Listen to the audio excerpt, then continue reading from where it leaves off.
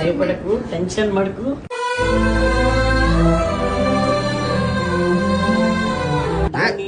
దానికి టెన్షన్, దానికి లేని టెన్షన్.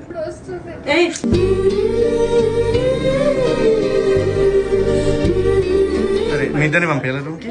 వద్దు. ఓకే నాకు అత్తయ్య వచ్చిన ఓకే రూమ్ లోకి.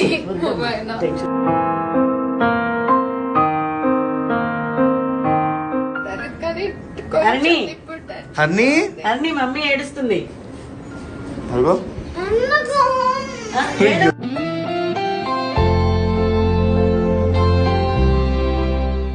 నువ్వు ఏడిస్తే నేను ఏడుస్తా. అన్ని